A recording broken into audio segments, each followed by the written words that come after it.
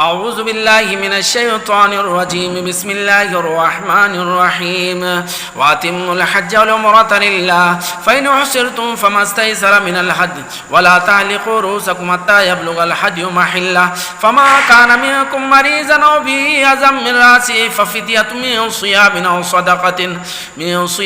صدقة أو نسك فإذا أمنتم فما تمتع بالعمرة إلى الحج فما استيسر من الهدي فمن لم يجد فصيام ثلاثة أيام في الحج وسبعة إذا رجعتم تلك عشرة كاملة ذلك لمن لم يكن أهله حاضر المسجد الحرام واتقوا الله واعلموا أن الله شديد العقاب صدق اللہ مولانا العظیم۔ اللہ تعالیٰ ارشاد فرماتے ہیں کہ حج اور عمرہ مکمل کرو، اگر تم روک دیے گئے ہو تو جو قربانی نصیب ہو جائے وہ ادا کرو، اور تم اپنے سر نہ مونڈو جب تک کہ قربانی اپنے مقام تک نہ پہنچ جائے۔ اگر تم میں سے کوئی بیمار ہو یا اس کے سر میں کوئی تکلیف ہو تو ایسی صورت میں فدیہ ادا کرے، روزے کی شکل میں یا صدقے کی شکل میں یا قربانی دے کر۔ اور اگر تمہیں اطمینان نصیب ہو جائے اور ایسی حالت میں کسی نے حج کے ساتھ عمرے کا بھی فائدہ اٹھایا ہے تو جو قربانی بھی میسر ہو وہ ادا کرے۔ اگر کوئی قربانی کا جانور نہ پائے تو ایسی صورت میں حج کے دنوں میں 3 روزے رکھے اور جب لوٹ جائے تو 7، اس طرح 10 روزے۔ یہ اس شخص کے لیے ہے جس کے گھر والے مسجد حرام کے پاس نہ رہتے ہو، اور اللہ سے ڈرو اور جان لو کہ اللہ سخت عذاب دینے والے ہیں۔ یہاں سے حج کے سلسلے میں احکامات اللہ تعالیٰ نے بیان فرمائے ہیں۔ حج اسلام کا ایک عظیم الشان رکن ہے، اور جن ارکان پر، جن ستونوں پر اسلام کی بنیاد قائم ہے، حج اس کا ایک معتم بالشان رکن ہے۔ حج پر جا کر اسلام کی تکمیل ہوتی ہے کہ اللہ تعالیٰ نے الیوم اکملت لکم دینکم کی جو بشارت سنائی ہے، نبی پاک صلی اللہ علیہ وسلم جب حجۃ الوداع کے موقع پر میدان عرفات میں تھے اس وقت یہ آیت اتری ہے، تو اس سے معلوم ہوا کہ حج پر جا کر اسلام کی تکمیل ہوتی ہے، دین مکمل ہوتا ہے۔ بہرحال اس کی بہت ساری فضیلتیں ہیں، ہر طریقے سے پڑھا گیا۔ الحج اور الحج وللہ علی الناس حج البیت، حج کے معنی ہے القصد کے شرائط میں مسلمان ہونا، آزاد ہونا، عاقل ہونا، بالغ ہونا، استطاعت ہو۔ استطاعت میں یہ ہے حج کرنے کی طاقت ہو، پیدل یا سواری پر سوار رہ کر، اور اسی طرح اس کے پاس زاد راہ ہو کہ سفر کا خرچ ہو اور ایسے سواری کا انتظام ہو، اور اس کے علاوہ کہ راستہ بھی پرامن ہو کہ جہاں سے سفر کر سکتا ہو۔ حج فرض ہے کہ عمرہ واجب ہے یا پھر وہ غیر واجب، 2 طرح کے مسلک آئے ہیں۔ حناف کے پاس عمرہ سنت ہے یا مستحب ہے۔ قرآن پاک کی اس آیت سے حج کی فرضیت وَلِلَّهِ عَلَى النَّاسِ حِجُّ الْبَيْتِ سے ثابت ہوتی ہے، لیکن عمرے کے سلسلے میں ایسی کوئی آیت نہیں ہے جس سے عمرے کا وجوب ثابت ہو۔ اس آیت میں اللہ تعالیٰ نے فرمایا کہ وَأَتِمُّوا الْحَجَّ وَالْعُمْرَةَ، کہ حج اور عمرہ مکمل کرو۔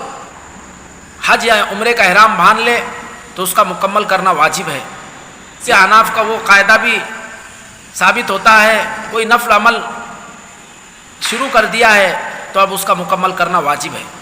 تو ایسے ہی عمرے کے سلسلے میں بھی تو فرمایا کہ للہ، اللہ کے لیے، یعنی مقصد صرف اللہ کو راضی کرنا ہو، کوئی دنیاوی کوئی غرض نہ ہو۔ فَإِنْ أُحْصِرْتُمْ فَمَا اسْتَيْسَرَ مِنَ الْحَدْيِ، اگر تم روک دیے گئے ہو، یعنی حج اور عمرہ کرنے میں کوئی رکاوٹ پیدا ہو گئی ہو، فَمَا اسْتَيْسَرَ مِنَ الْحَدْيِ، کہ جو قربانی کا جانور بھی تمہیں نصیب ہو جائے ادا کر دو۔ حصر کے سلسلے میں یوں کہا گیا کہ امام شافعی کے پاس صرف دشمن کے روکنے کی وجہ سے حصر ہوگا، احناف کے پاس دشمن کے علاوہ ہر ایسا سبب یا ہر ایسی چیز جس سے حج و عمرہ کرنا دشوار ہو جائے، جیسے بیماری ہے یا کوئی اور راستہ غیر معمون ہے یا پھر دشمن حائل ہو جائے، ان تمام چیزوں کی بنیاد پر احناف کے پاس حصر ہوگا۔ بہرحال اللہ نے فرمایا فَإِنْ أُحْصِرْتُمْ فَمَا اسْتَيْسَرَ مِنَ الْهَدْيِ، کہ اگر تمہیں درمیان راہ حج اور عمرے کا احرام باندھنے کے بعد درمیانی راہ اگر تمہیں روک دیا گیا تو جو قربانی کا جانور بھی میسر ہو جائے وہ قربانی ادا کرو، فَمَا اسْتَيْسَرَ مِنَ الْهَدْيِ۔ اس کے سلسلے میں کہا کہ اونٹ ہے یا گائے بیل ہے یا بکری ہے، قربانی ادا کر کے اپنا احرام کھول دیں گا۔ باقی اس میں ایک اختلافی مسئلہ یہ ہے، اللہ نے فرمایا کہ وَلَا تَحْلِقُوا رُؤُوسَكُمْ حَتَّى يَبْلُغَ الْهَدْيُ مَحِلَّهُ، اللہ تعالیٰ فرماتے ہیں کہ اپنا سر اس وقت تک نہ مونڈو جب تک کہ قربانی کا جانور اپنی جگہ نہ پہنچ جائے۔ محلہ سے کیا مراد ہے؟ تو احناف کے پاس یہ ہے کہ جب اگر درمیان راہ میں اگر کسی نے حج اور عمرے سے روک دیا یا بیمار ہو گیا تو پھر وہ کہاں کہ خود تو وہی رہے گا اپنے مقام پر، لیکن اپنا قربانی کا جانور جو ساتھ لے کر چلا ہے وہ حدود حرم میں پہنچا دے گا، اور پھر وہ جب حدود حرم میں قربان ہو جائے گا اس کے بعد احرام کھولے گا۔ یہ احناف کا مسلک ہے۔ امام شافعی وغیرہ حضرات کے پاس کہیں بھی حصر ہو جائے تو اسی جگہ قربانی کا جانور قربان کر دیا جائے گا اور احرام کھول دیا جائے گا، لیکن احناف کے پاس یہ ہے کہ حدود حرم میں وہ جانور بھیجا جائے گا اور اس کے قربان ہونے کے بعد احرام کھولے گا۔ نبی پاک صلی اللہ علیہ وسلم اور صحابہ کرام کو جب غزوہ حدیبیہ کے موقع پر جب محصور کر دیا گیا، روک دیا گیا، تو آپ نے اپنا قربانی کا جانور کہاں قربان کیا؟ تو یہ ایک مختلفی مسئلہ ہے، چونکہ حدیبیہ جو مقام ہے اس کا آدھا حصہ حدود حرم میں داخل ہے اور آدھا حدود حرم سے باہر، تو اس کی وجہ سے یہ اختلاف ہوا ہے۔ جو کہتے ہیں کہ حدود حرم میں قربانی کریں گے وہ کہتے ہیں کہ نبی پاک صلی اللہ علیہ وسلم نے اصل میں حدود حرم میں ہی قربانی کی، جبکہ شوافع کہتے ہیں کہ نہیں، آپ صلی اللہ علیہ وسلم نے حدود حرم سے باہر قربانی کی۔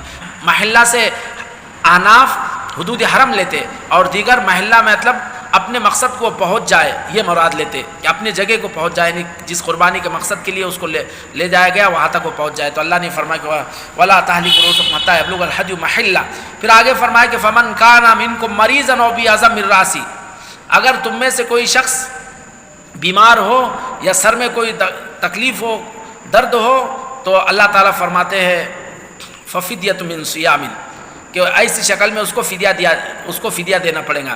یعنی کوئی ایسی بیماری ہو گئی، احرام کی حالت میں بال کاٹنے کی ممانعت آئی ہے اور احرام کے خلاف کوئی عمل کرنے کی ممانعت آئی ہے، لیکن کچھ ایسا عمل کرنے کی ضرورت پیش آ رہی ہے کہ جو احرام کے خلاف ہے، یا پھر اس کو بال کاٹنے کی درپیش ہے، سر میں کوئی تکلیف ہونے کی وجہ سے یا جوئے ہونے کی وجہ سے، تو ایسے صورت میں اللہ تعالیٰ نے کہا کہ وہ سر مونڈ دے گا اور پھر وہ فدیہ ادا کرے گا۔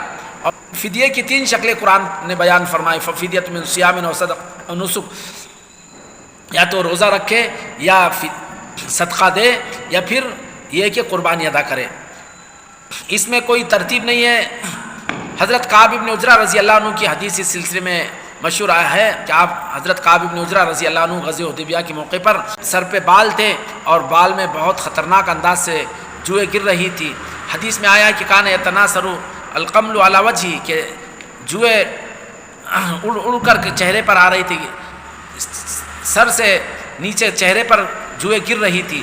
نبی پاک صلی اللہ علیہ وسلم نے جب دیکھا تو کہا کہ کیا تم قربانی ادا کر سکتے؟ تو کہا کہ نہیں۔ تو پھر کہا کہ ایسی صورت میں 3 روزے رکھو یا پھر 6 مسکینوں کو کھانا کھلاؤ۔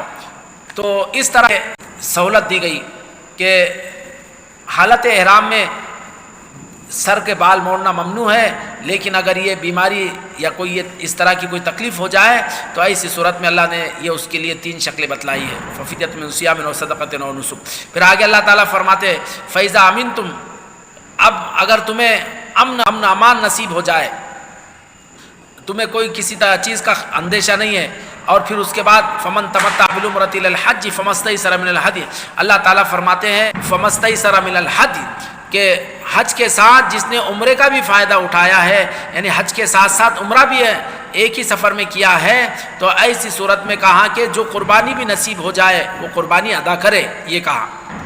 پھر آگے فرمایا کہ فمن لم یجد فصیام 3 ایام فی الحج، اگر کسی کو قربانی کا جانور نصیب نہیں ہو رہا ہے، یعنی وہ قربانی ادا کرنے کی اس کے اندر استطاعت نہیں ہے، تو ایسی صورت میں یا پھر اس کے پاس وہ قربانی کا جانور اس کو ہاتھ میں حاصل نہیں ہو رہا ہے، ذالکہ سے کی ضمیر کس طرف راجع ہے اس کے سلسلے میں اختلاف آیا ہے۔ احناف کے پاس ذالکہ سے فمن تمتع کی مرجع مانا، یعنی حج کے دنوں میں عمرے کی سہولت اس شخص کے لیے ہے کہ جس کے گھر والے حدود حرم میں نہ رہتے ہو، یہ کہا، یہ اس کے ضمیر کا مرجع مانا۔ حج کے دنوں میں عمرہ کرنے کی گنجائش صرف ان لوگوں کے لیے ہے جو حدود حرم سے یا پھر ہل سے باہر رہتے ہو۔ میقات سے لے کر حدود حرم تک رہنے والے جو افراد ہیں، یعنی حدود حرم میں بھی رہنے والے اور اس کے بعد جو حدود حرم کے بعد جو ہل کہتے ہیں اس کے اندر جو رہنے والے افراد ہیں، کہاں ان لوگوں کے لیے حج کے دنوں میں عمرہ کرنے کی گنجائش نہیں ہے، کیونکہ ان کے لیے سال بھر یہ سہولت نصیب ہے کہ وہ جب چاہے عمرہ کر سکتے ہیں۔ یعنی ہل سے باہر رہنے والے جن کو آفاق کہتے ہیں، میقات سے جو باہر کے رہنے والے افراد ہیں، کہاں کہ یہ چونکہ دور دراز مقام پہ رہتے ہیں اور ان کے لیے بار بار سفر کرنا زحمت سبب ہے، تو چنانچہ ان کے آسانی کے لیے، لہٰذا ان کی آسانی کے لیے اللہ تعالیٰ نے حج کے دنوں میں عمرے کی بھی سہولت نصیب فرمائی۔ تو اس سہولت کے ملنے پر اللہ تعالیٰ فرماتے کہ ذالک لمن لم یکن اہلہ، کی یہ سہولت اس شخص کے لیے ہے کہ جس کے گھر والے مسجد حرام یا حدود حرم یا حل میں نہ رہتے ہو، ان کے لیے سہولت ہے۔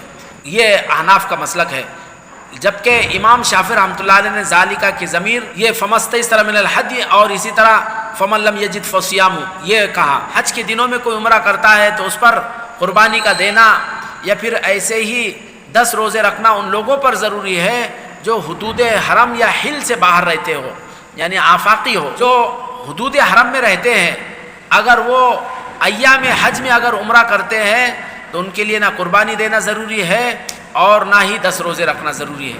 تو یہ ذالکہ میں اختلاف کی وجہ سے یہ احکامات میں اختلاف ہوا ہے۔ اور آگے فرماؤ اتقوا اللہ وعلموا ان اللہ شدید العقاب، اللہ سے ڈرو اور یاد رکھو کہ اللہ تعالیٰ بڑا سخت عذاب دینے والا ہے۔ تو فمن تمتع بالعمرۃ الی الحج، کہ جس نے حج کے ساتھ عمرہ بھی کیا ہو۔ تو حج کے ساتھ عمرہ کب ہوتا ہے؟ تو یہ بات یاد رکھنے کی، حج کی 3 شکلیں ہیں۔ ایک حج افراد، ایک آدمی میقات سے احرام باندھ کر صرف حج کی نیت کر کے چلے، صرف حج کا احرام باندھ کر چلے، جب 5 دن ایام حج آئیں گے تو ان دنوں میں حج مکمل کر کے 10 تاریخ کو حج کے جو ارکان ہیں وہ ادا کر کے احرام کھول دے، اس کو حج افراد کہتے ہیں۔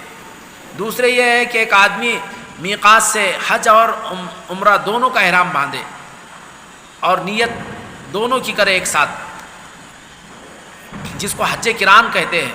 اب ایسا یہ شخص بھی حدود حرم میں پہنچے گا، وہ جب بھی پہنچتا ہے خانہ کعبہ کا طواف کرے گا، طواف قدوم، اور پھر وہ اپنے احرام میں رہے گا۔ پھر 10 تاریخ کو جو حج کے ارکان ہیں وہ ادا کرنے کے بعد قربانی دے گا، اگر قربانی کی حیثیت ہے، اس کے بعد احرام کھولے گا۔ حج افراد میں اور اس میں یکسانیت ہے، لیکن حج افراد میں صرف حج کی نیت تھی، جبکہ حج قران میں حج اور عمرے کی دونوں کی نیت ہے، تو اس کو حج قران کہتے ہیں۔ قران کے معنی ہوتا ہے ایک دوسرے سے ملا ہوا۔ تیسری شکل ہے حج تمتع۔ حج تمتع کی یہ ہے کہ ایک آدمی میقات سے صرف عمرے کی نیت کر کے چلے اور حدود حرم میں خانہ کعبہ کو پہنچ کر وہاں پر عمرے کے ارکان ادا کرنے کے بعد وہ اپنا احرام کھول دے گا۔ 8 ذی الحجہ کو وہ احرام باندھ کے پھر عام حاجیوں کے ساتھ حج مکمل کرے گا، 10 تاریخ کو وہ بھی احرام کھول لے گا۔ تو اس طرح یہ حج کی 3 قسمیں ہیں، حج افراد، حج قران، حج تمتع۔ حج قران اور حج تمتع میں چونکہ حج کے ساتھ عمرہ بھی ہوتا ہے تو اس لیے اس پر قربانی واجب ہوگی۔ اگر قربانی نہیں دے سکتا تو پھر وہ 10 دن کے روزے رکھے گا۔ تو اس طرح یہ پوری تفصیل ہے حج کے سلسلے میں، اور بھی احکامات آئے ہیں۔